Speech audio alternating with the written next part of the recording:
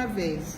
Boa noite a todos, amigos encarnados e aos desencarnados também, ao pessoal que vai assistir mais tarde, né?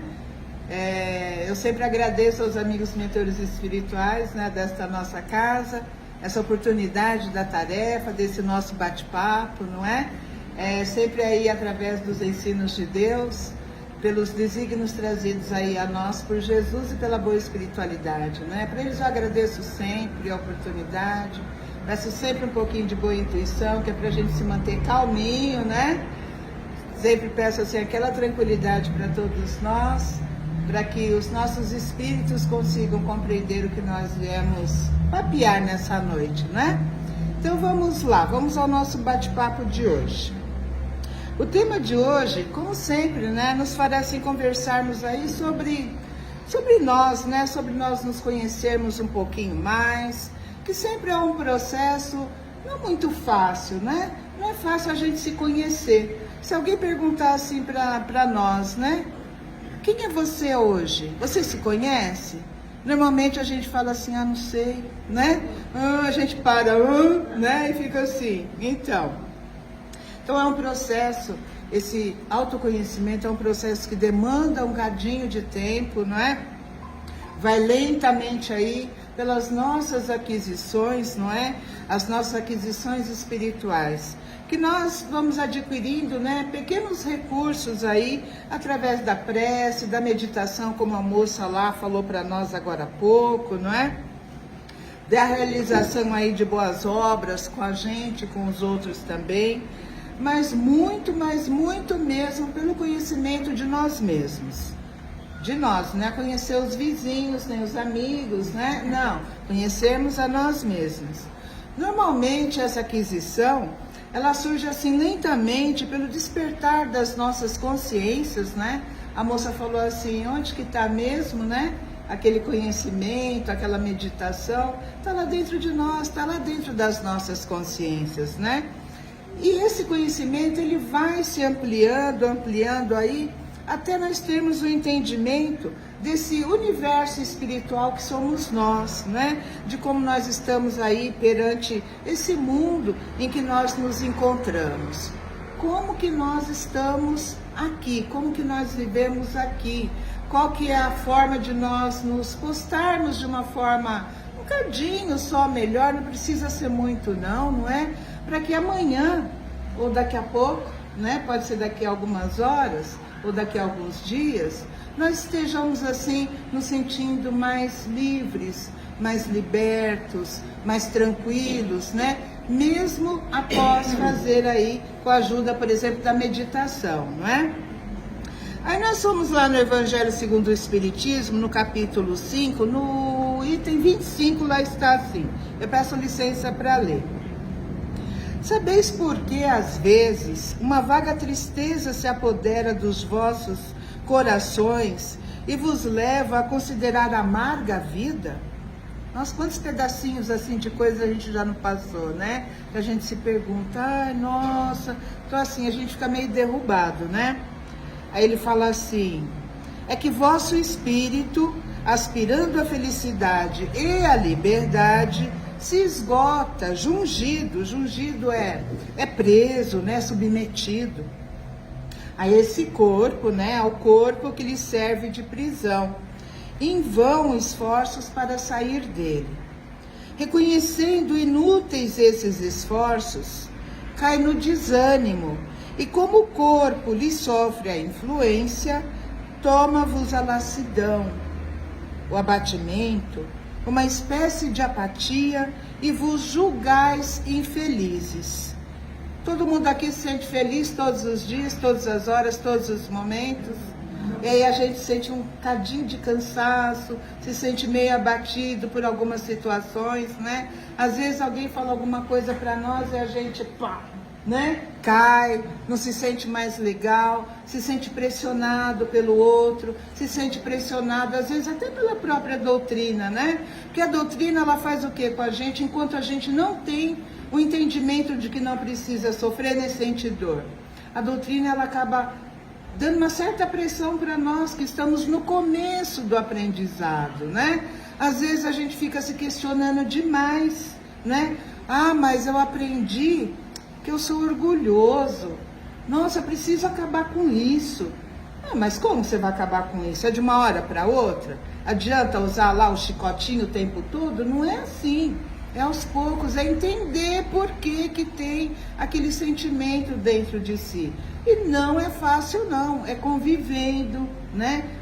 Vivendo com a gente mesmo, olhando para si mesmo, as posturas que nós temos no nosso dia a dia, as nossas formas de pensamento, o que nós compramos lá de fora, né, de sentimentos às vezes ruins e vimos trazendo para dentro, né? Não filtramos as coisas que ouvimos, as coisas que ouvimos os outros falarem, o jeitão do outro se postar, quando é um jeitão equivocado, não é? E a gente faz o quê? Ao invés da gente respirar, fechar o nosso olhinho antes, né? Respirar, deixar os nossos ombros bem soltinhos, né? A gente pode fazer isso 1 minutinho por dia antes de dormir. 1 minutinho. A gente, né, amiga, não precisa nem dos 5, não é? 1 minutinho, um só, já deixa a gente bem legalzinho, né? Para falar assim...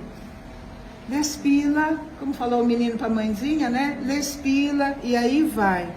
Aí ele fala assim, reconhecendo inúteis esses esforços, cai naquele desânimo, né? Uma espécie de apatia e vos julgais infelizes.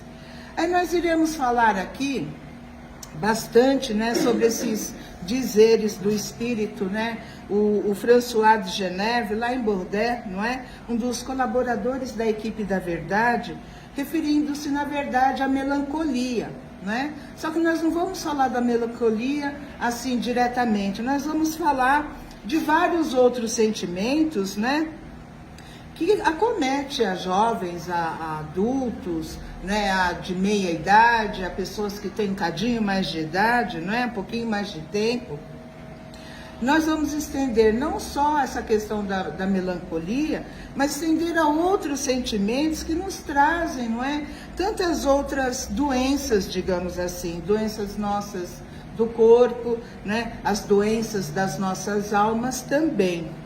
E aí eu peço licença para ler um trechinho do Evangelho segundo o Espiritismo, no capítulo 13, no item 1, que para mim ele parece assim, um triste poema, né? Mas eu vou ler, porque abre muito a mente da gente. Lá ele fala assim: apenas Deus, em sua misericórdia infinita, vos pôs no fundo do coração uma sentinela vigilante, que se chama consciência. Nós falamos consciência já a 3ª vez agora, né?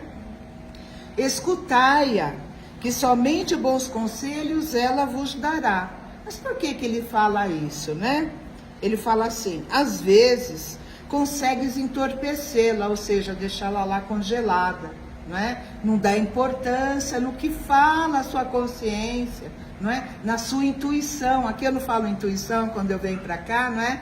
A gente congela ela, não escuta a nossa intuição. E dá pra gente perceber isso às vezes nas coisas mais simples do nosso dia a dia. Na sexta-feira, eu fui levar meu filho, né, porque ele tinha que... Eu fui acompanhante do filhão, porque ele ia passar por um processo operatório simples, nada de grave, né? E aí eu passei o dia todo com ele e tal, né? Mãe enfermeira, mãe Uber, né? Mãe compradora, essas coisas, né? Nossas de mães e pais, né? Aí ficou lá desmaiado, né? O dia inteiro. Aí na hora que eu fui embora, eu falei assim, eu vou embora agora, já sei que você tá melhor e tal. Vou embora agora, isso era 4h25 da tarde. Vou embora, porque se eu for daqui 5 horas da tarde, eu vou pegar um trânsito que eu vou chegar em casa às 7.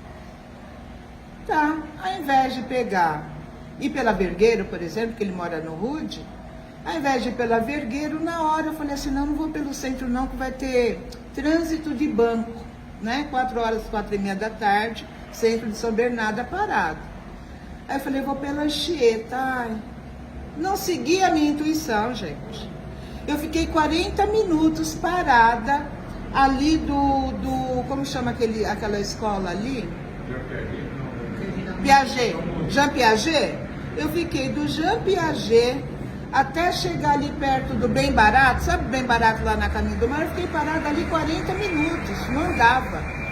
Aí a hora que deu uma coisinha, parou de novo, aí parou o semáforo, eu falei assim, não, eu vou seguir minha intuição. Dei seta, né, alerta, e o trânsito parado, tinha um espaço por causa da faixa de pedestre, eu falei, é aqui mesmo que eu vou entrar. Pus a mãozona para fora, né? Fiz assim, calma pessoal, né? Dando seta e tal. Entrei a primeira rua à direita. Se eu tivesse seguido a minha intuição e ido pela Vergueiro, eu tinha chegado em casa umas 5 horas. Vou colocar ruim por causa do trânsito umas 5h10, vai? Eu cheguei na minha casa, eu levei 1h35 dali para chegar no bairro Assunção. Siga a sua intuição. Siga a voz da sua consciência, nas pequenas coisas, quando a gente fala assim, não devo ir por aquela rua, não vá. Não devo atravessar a rua agora, não atravesse. Preciso ligar para fulano, ou para Beltrana ou Beltrano, ligue naquele momento, não deixa passar, porque a gente nunca sabe, na real, se aquela pessoa não está precisando de nós naquele momento, naquela hora, para falar um oi, ouvir alguém se importando com ela. Então, a nossa consciência, ela tem uma influência muito grande na nossa vida, na nossa convivência, porque ela é o nosso alerta. É o nosso alerta de todos os dias e de todas as horas. Lembra que a gente tem Deus incrustado lá nas leis, as tábuas? Então, é isso. Ouça-se, né? Ouça-se. Então ele fala assim, não é? Às vezes consegues entorpecê-la, opondo-lhe o espírito do mal. Quando eu falo espírito do mal, não é um obsessor somente, mas situações ruins, como essa que eu passei, por exemplo, na sexta-feira, por não escutar a minha vozinha da consciência, né? Aí ele fala assim, quando a gente deixa, né, opõe-lhe o espírito do mal, então ela se cala. A gente se arrepende depois de não ter ouvido, né? Isso tudo é assinado por um espírito protetor, né? Foi esse o nome que ele se deu em Lyon, né? Lyon em 1860, tá lá no Evangelho segundo o Espiritismo. Então a espiritualidade amiga, ela sempre nos alerta que a maioria aí das nossas doenças, sejam elas físicas ou espirituais, né? Elas foram e são causadas por nós mesmos. E como nós fazemos para nos curar, não é? Quando nós nos percebemos doentes ou com alguma dor corporal, por exemplo, nós buscamos o quê? O atendimento médico, não é? Do corpo, não é assim? Será que esse atendimento médico, lá na UBS, ou lá pelo convênio, por exemplo, será suficiente para ajudar a passar essa nossa dor ou nos curar? E quando nos sentimos doentes e pelos resultados dos exames, parece que não temos nada. Como que fica a situação, não é? Será que nós não estamos bem? Será que nós estamos doentinhos mesmo, mas doentinhos espiritualmente? Aí muitos vão falar assim, pode ser um obsessor, né? Será? Assim nós acabamos buscando aquele atendimento, né? Nos médicos espirituais, né? A maioria de nós vem à casa espírita por quê? Né? Só para assistir um bate-papo? Normalmente nós vimos primeiro a casa espírita porque nós estamos com algum tipo de dodói, não é? Seja um dodói do corpo, seja um dodói da mente, seja um dodói do coração. Primeira coisa que nos traz a casa espírita, não é? Mas será que buscando somente o atendimento dentro da casa espírita é o suficiente? A coisa se desenrola só dessa forma, não é? A Emmanuel Filomeno de Miranda, lá no livro Transtornos Psiquiátricos e Obsessivos, né? Numa psicografia do senhor Divaldo Pereira Franco, ele fala assim, eu só trouxe um pedacinho, tá, gente? A extraordinária contribuição da doutrina espírita em favor dos seres humanos, ou seja, de cada um de nós, faculta a compreensão dos fatores causais dos sofrimentos, particularmente das problemáticas mentais, emocionais e comportamentais. esclarecendo quem é o enfermo, as razões por que se encontra em padecimento, assim como as interferências dos parceiros de ontem, ora revoltados e transformados em inimigos em acerbas lutas de vingança e odiosidade. Unindo-se as duas doutrinas, a da mente e a espiritual, muito mais fácil torna-se entender o doente e a doença, compreendendo-se que essa última somente existe, a doença, né? Somente existe por causa do primeiro ser delinquente, ou seja, de nós, seres humanos, sermos aí delinquentes. Delinquentes não é bandido, né, gente? Delinquente é aquele que transgride as leis, né? Aqui para nós, como espírita, transgredimos as leis divinas, a maioria de nós, né? Por melhores que sejamos hoje, ou por melhores que estejamos hoje, nós somos sim transgressores das leis divinas. Senão não estaríamos aqui, não haveria necessidade de estarmos aqui para melhorarmos, né, essas nossas condutas do nosso passado e fazermos as alterações hoje. Por isso que nós estamos aqui, porque é necessário que nós passemos por tudo aquilo que nós passemos aqui. Nós já falamos isso um montão de vezes, não é? Então, aí ele fala assim: aprofundando-se a sonda da investigação dos problemas humanos no cerne do ser, ou seja, lá dentro de nós, encontra-se a vida exuberante em longa jornada de renascimentos nem sempre felizes, que deram lugar às ocorrências da atualidade. Nós mesmos, como nós falamos lá no início, nós mesmos somos os causadores das nossas doenças, das nossas dificuldades, não é? E assim, de uma certa forma, na maioria das vezes, as doenças físicas, elas são muito mais fáceis de tratar, não é? Do que as emocionais ou as espirituais, né?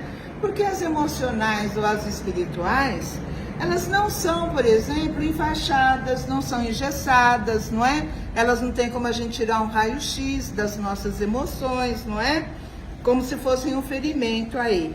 Então, elas não apresentam o gesso, nem talas, como a gente costuma colocar só quando é para imobilizar, não é? Então, a maioria às vezes acredita, como não tem nada que demonstre quebra, ferida, né, uma coisa roxa, um machucado assim, a maioria acredita que o paciente não tem nada, que aquela pessoa lá, não, aquela pessoa é manha, né, é manha, tem tudo e tá aí chorando, né, é um egoísta. Ou então é assim, tá fazendo assim porque quer fugir de algum problema, de alguma situação, né? Não quer ir trabalhar, não quer aprender. Às vezes a pessoa só quer aparecer, não é? E aí, por aí vai esse monte de absurdo que às vezes a gente escuta quando a pessoa está, digamos assim, adoentado emocionalmente, não é? Na visão do Espiritismo, é explicado sempre para nós que muitos transtornos psiquiátricos, por exemplo, os emocionais e até mesmo os espirituais, né, têm causa nas dificuldades das nossas vidas, mas eles podem ser potencializados por processos obsessores, né? E aí, mais uma vez, a gente pergunta, será? Eu sempre pergunto, quando a gente fala em obsessão, eu sempre pergunto, será? Porque a primeira coisa que eu penso quando se fala em obsessão é que nós normalmente somos os nossos próprios obsessores. Por quê? Porque nós deixamos chegar aqueles fluidos que não nos são bons. Nós, através dos nossos pensamentos, nós plasmamos as coisas não boas, como nós plasmamos também, aliás, podemos plasmar as coisas boas também. Mas como o nosso pensamento é muito poderoso, muito forte, nós precisamos tomar cuidado com o que nós queremos plasmar, com o que nós queremos criar, com quem nós queremos trocar as nossas energias, trocar os nossos fluidos, com quem nós queremos nos sintonizar. Se nós temos uma sintonia legal de pensamentos pelo menos 50% positivos, vamos colocar um cadinho mais, 60% positivos, dificilmente nós vamos deixar que algumas influências negativas cheguem até nós, não é? Para falar obsessor. Vai existir muito obsessor se nós deixarmos. Se nós criarmos as situações para que eles consigam chegar pertinho de nós e gostar daquela situação e gostar de nós do jeito ruim. Porque quando se dizem assim, um irmãozinho obsessor que goste de nós, pode gostar da gente a ponto de fazer mal para um outro sem nós pedirmos. Porque o mundo espiritual tem coisas que nós não conseguimos compreender e nem explicar. Se a gente ler, acho que é nos domínios da mediunidade, se não me engano, os missionários da luz também tem uma situação assim. Um obsessor gosta muito de uma pessoa, um rapaz, e vai fazer maldade para uma outra pessoa que é um amigo, ex-amigo desse outro, porque o outro fez uma certa maldade com aquela pessoa que ele tem uma apreciação. Ou seja, o que nós queremos de amigo, não é? O que nós queremos trocar de fluidos? Com quem? Com que tipo de espírito? Entendeu? Porque até o obsessor faz bem pra gente, se a gente for do bem. Deu para entender? Aqui não é uma troca não, isso existe mesmo, não é? Então, a cura de qualquer sofrimento ou dor, ela está atrelada a vários fatores que vão da genética, não é? A programação nossa reencarnatória, aquele planejamento reencarnatório que a gente sempre fala aqui, não é? A reencarnação de cada um. E ao comportamento também que nós apresentamos perante as nossas condições, não é? As nossas posturas e perante os acontecimentos das nossas vidas. Então, a forma de tratamento, essa profilaxia, não é, da doutrina espírita, ela é bastante redentora, porque ela vai demonstrar para nós sempre que essa cura, não é, essa forma de nós melhorarmos depende exclusivamente de nós, não é? Pode ter a ajuda da espiritualidade, vai ter a ajuda da medicina, não é, dos encarnados, vai ter a ajuda de todo o sistema da casa espírita, não é? Mas tem que primeiro começar com a nossa forma de pensamento. Quem somos, como estamos, o que posso fazer para mudar, não é? Então, a doutrina espírita, ela liberta as nossas consciências para que nós possamos olhar para nós mesmos com mais, digamos assim, generosidade, né? A indulgência que a gente fala, não é? Que o Espiritismo fala, seria essa generosidade, essa delicadeza, não é? Da mesma forma como Jesus olhou para nós, não é? E olhou também lá primeiramente para a mulher adúltera. Lembra da história da mulher adúltera, não é? Atire a primeira pedra, né? Na mulher adúltera, aquele, né, que não tiver pecado. Então, e assim, com esse olhar de amorosidade para conosco, será também o olhar, não é, que nós teremos para com os outros também, esses todos que estão ao nosso redor. Dos amigos, dos familiares, dos vizinhos, dos cunhados, do pessoal na rua, daquele que é mais necessitado que nós, né? Que a gente acredita que não, mas sempre nós somos, eu sempre falo que nós somos pessoas muito privilegiadas, né? Porque olha onde nós estamos. Hoje nós estamos embaixo desse teto, dentro da casa espírita, não é? Nós podemos estar sentados de uma forma confortável, recebendo palavras de Deus e de Jesus e da boa espiritualidade. Recebemos palavras também, né, das pessoas que são terapeutas, não é? São terapeutas, não é? Você é médica também? Eu sou nutricionista. Aí, ó, nutricionista, tá vendo? Faz parte da ciência, não é? A moça lá também, terapeuta. Então, assim, nós temos o prazer, nós somos privilegiados de poder sairmos da nossa casa, caminharmos, né? Andarmos às vezes de carrinho ou de busão, como diz o outro, e nos sentarmos aqui para batermos papo, não é? Para tentar trazer para dentro de nós algumas palavras de Deus, não é? Então nós somos privilegiados por isso. Então, quando nós vamos buscar, não é, o auxílio dos médicos espirituais, nós vimos aqui, nós recorremos, não é, ao passe espiritual, que é de grandíssimo valor, não é? Para harmonizar aí, não é, as fontes de energia dos nossos organismos. Eu falo nossos organismos porque nós não temos só um, nós temos os materiais e os espirituais, né? Então nós temos dois tipos de organismo, não é? Então esse procedimento, ele influencia, não é, grandemente o nosso perispírito, que é o que vai carregar, não é, as nossas emoções, vai mandar para o espírito, que vai mandar para o nosso corpo a forma de sentir, de pensar, de entender as coisas, trazendo um bem-estar, não é, e renovando aí as nossas energias psíquicas, não só espirituais, né? Mas nós temos grandes dificuldades no aprendizado da doutrina espírita, por exemplo, né? Na tentativa de nós sermos perfeitos, acho que até nós já comentamos aqui, nós acabamos não aceitando quem somos, não é? E lutamos, e acabamos lutando muito, não para ganharmos aí experiências edificantes para o nosso espírito, que é imortal, mas sim para nós não entrarmos, né, e não passarmos, por exemplo, vexames, né, perante os outros.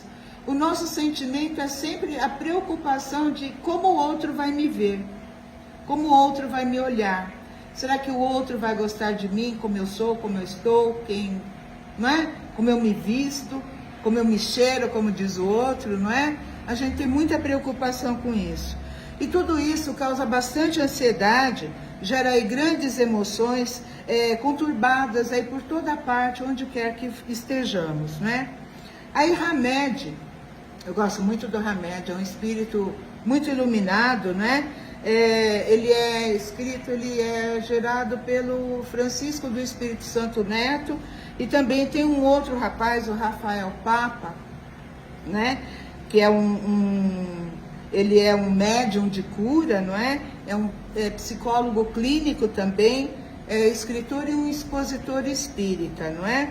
E ele escreveu no ditado do Hamed, lá no livro Transtornos Mentais e Remédios Espirituais, ele diz assim para nós, Hamed: o amor a Deus passa pelo amor ao próximo, que passa pelo amor a nós próprios.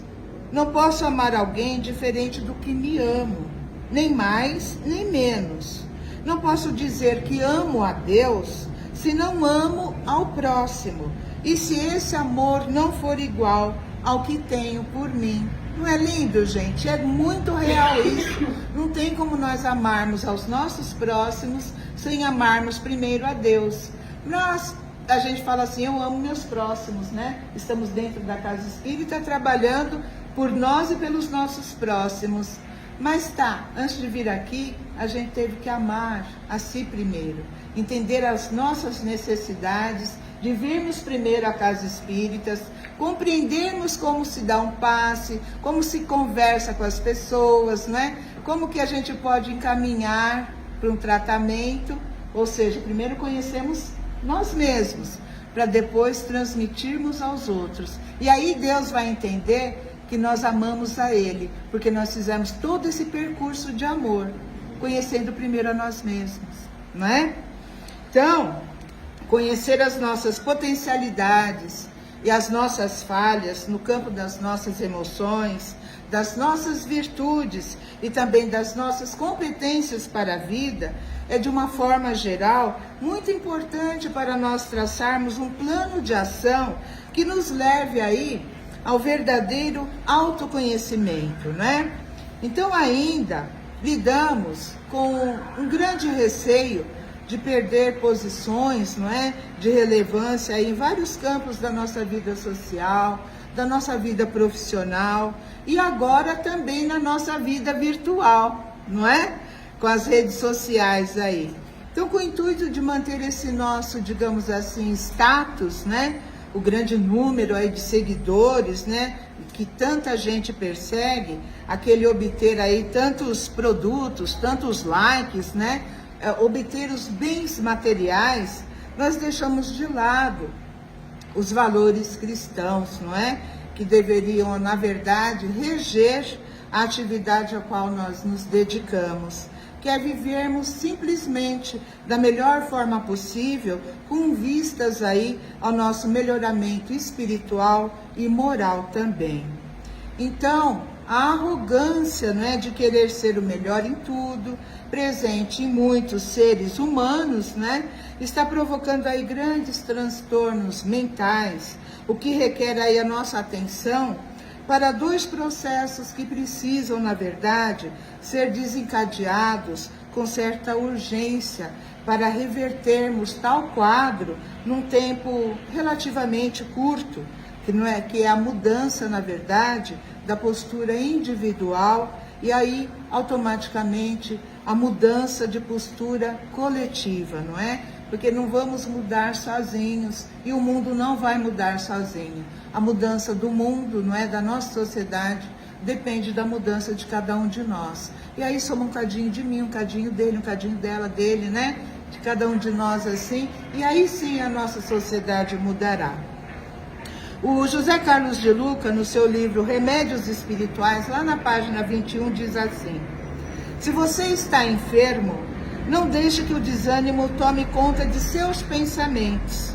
Não se esqueça de que todo o processo de cura se inicia primeiramente na sua mente. Então, quando nós não estamos assim muito legais, nos sentindo aí meio para baixo, nós buscamos aquela ajuda espiritual na casa espírita, não é? Através dos atendimentos fraternos, dos passes, da água fluidificada, esse assistir à palestra, fazer cursos e tantas outras coisas que a gente sabe que tem dentro da casa espírita, não é? Tudo isso na condição ainda de doentes emocionais, né? Mas nós não podemos nos esquecer de procurar a ajuda dos médicos encarnados, né? Pois como nos diz de Luca, o médico também é um mensageiro de Deus. E como nós já falamos várias vezes aqui, não podemos ter vergonha, não é, de sentir a necessidade de buscar ajuda, uma ajuda externa. Eu acho que eu mencionei aqui uma vez, a gente estava falando acho que sobre depressão e sobre ansiedade, se não me engano. A gente não pode ter vergonha de procurar, por exemplo, um psicólogo, um psiquiatra, porque nem todos nós, às vezes, vamos precisar não só de um amparo, um conselho, um ombro, mas vamos precisar, às vezes, de um remedinho também, não é? Então, a gente não pode sentir vergonha, não é? De sentir a necessidade dessa busca de ajuda externa. Porque se os médicos existem, é para serem eles utilizados nas nossas necessidades de espíritos ainda encarnados, né? 2 minutinhos, gente, eu já termino. Nós ainda não temos todo o entendimento necessário das leis divinas, né? Para que a nossa fé seja tão forte, não é? Para nos curar sem o concurso de remedinhos.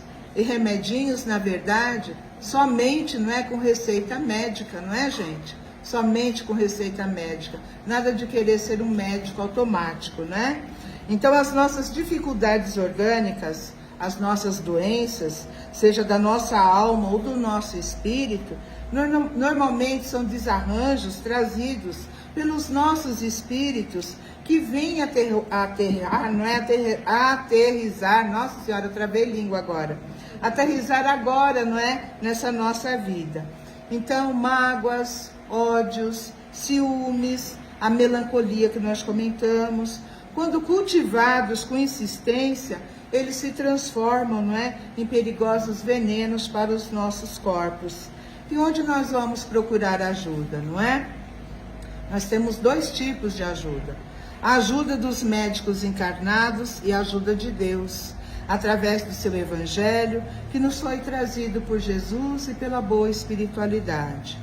Eu vou terminar o nosso bate-papo de hoje com a leitura de uns dizeres de José Carlos de Luca, que fala assim: Nada adiantará termos o remédio à nossa frente, se não nos dispusermos a tomá-lo. O doente não se cura olhando para a receita. Agora mesmo está à sua disposição o mais potente remédio prescrito por todos os grandes mestres espirituais da humanidade. Amor. Amor que não tem contradição. Pode ser usado a qualquer hora, previne a maior parte das doenças e é capaz de curas milagrosas. A doença talvez seja apenas um grito de socorro por mais amor em sua vida. Fecho aspas. Amigos, esse era o bate-papo que nós tínhamos para hoje, não é? Eu agradeço demais a tranquilidade de cada um dos senhores, principalmente a companhia, não é? Que nós tenhamos aí uma semana maravilhosa, próspera, de bastante trabalho, de muita paz e saúde. Em nome de nosso Senhor Jesus Cristo, muito obrigada mais uma vez.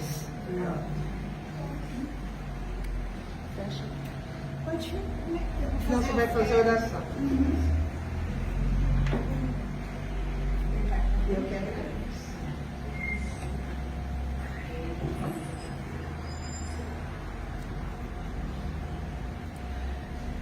Então, amigos, vamos relaxando mais um pouquinho, agradecendo por essa palestra maravilhosa, que trouxe tantos ensinamentos que a gente precisa, né, para a gente se modificar aos pouquinhos, como foi falado, subindo um degrau de cada vez e nos tornando dia a dia melhores. Ave Maria, cheia de graça, o Senhor é convosco. Bendita sois vós entre as mulheres, e bendito é o fruto do vosso ventre, Jesus. Santa Maria, Mãe de Jesus, rogue por nós, pequeninos que somos, agora e até a eternidade, que assim seja. Uma semana maravilhosa para todos, com muitas bênçãos.